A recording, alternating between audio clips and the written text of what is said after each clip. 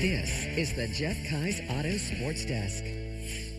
Sectionals ramp up with boys lacrosse, baseball, and softball all getting going. The Bearcats and Danes are set for another SUNY showdown, and the Ponies are stopped from playing once more.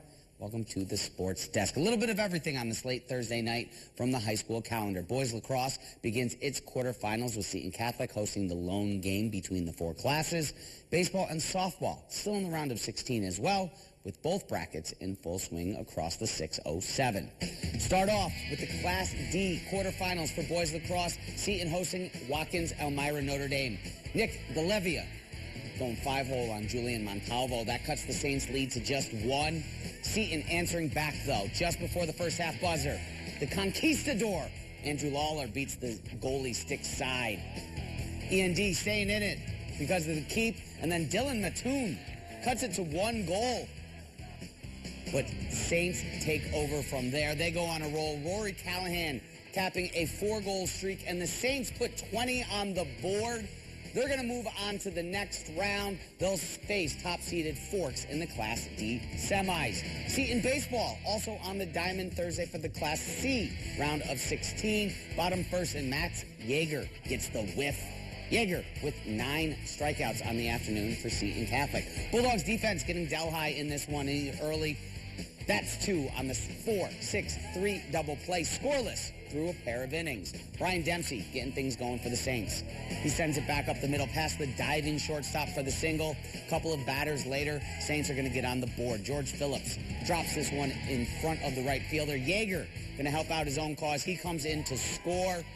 Runners in safely across the board. Seton on to the next round. They win 7-1. One other sectional baseball game going on. That after being postponed from Wednesday. Class B 8-9 matchup. Odessa Montour Watkins Glen outlasts Spencer Bennett and Candor 12-11. To softball, where Green took on Harpersville in the Class C round of 16. First inning. Hornets get the bunt down. That with 2 runners on. The throw goes over the first baseman's head, and both runners come home to score on the air. Trojans looking to respond. Small ball of their own. Runner at first is safe, but runner at third in a jar of pickles. Tom Omansky with the fundamentals here, and she's out at third. Green would score, though. On the pass ball, that cuts the lead to 1. Harpersville gets out of the jam after that with a strikeout, and the Hornets get the 5-2 win on Thursday. They're going to face the 3-time defending champs, Deposit Hancock, in the quarterfinals. Rest of the round of 16, Bobcats a winner 21-9 over Delhi. BG will face Moravia in the Class C quarterfinals, and the Blue Devils an 8-7 winner over Unitigo. Moving on to the rest of the bracket, Tioga shuts out the Olympians 20-0. SC an upset winner over Elmira Notre Dame 9-4. Seton softball makes it a sweep for the Saints Athletics on Thursday. They get the win over the Blackhawks 4-3, and then 1 game, Class D as well. Lawrence Milford doubles up South Courtright Andes 10-5. America East Championships continuing on Thursday in the Pine Tree State. The morning matchup, a bit of a shocker. Top-seeded Bryant went down to the Great Danes. That leaving the door open for the 3-seed Bearcats and a ticket to the home dugout for Friday's semifinals. Bearcats looking to keep the momentum going after putting up 14 runs Wednesday night. First inning, Zach Kent going to work.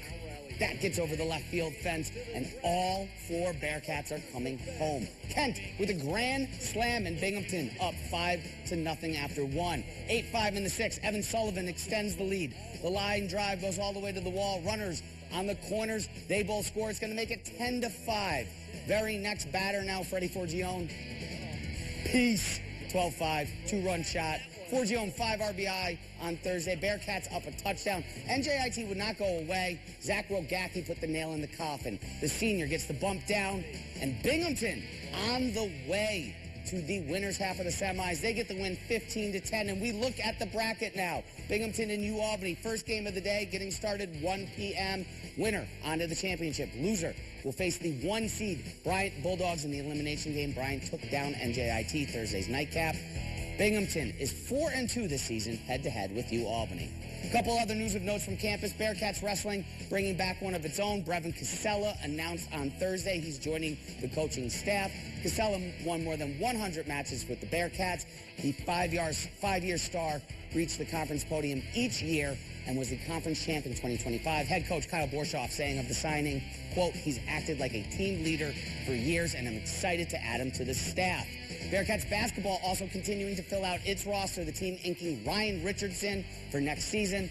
The Miami Country Day graduate also attended Missouri State West Plains as a JUCO guard. He averaged 11 points, 4 boards, 3 assists, and was named All-Region for his efforts. Ponies set to play 2 on Thursday against Richmond. Well, more like 1 1/3, and it ended up being none. Binghamton and the Flying Squirrels unable to pick up where they left off because the tarp never made it off the dirt. The two teams will now finish up the 4 games over the weekend, 2 on Friday and 2 on Sunday. The games on Friday will start at 5 o'clock, finishing up game 1, then a 9-inning game. The games on Sunday, both the doubleheaders will be 7-inning games, with the first one starting at 12:30. That's it for us here at 11. We are back to wrap up the weekend and get you going with more sectional action tomorrow. But right now, I'm going to throw it back over to Aaron.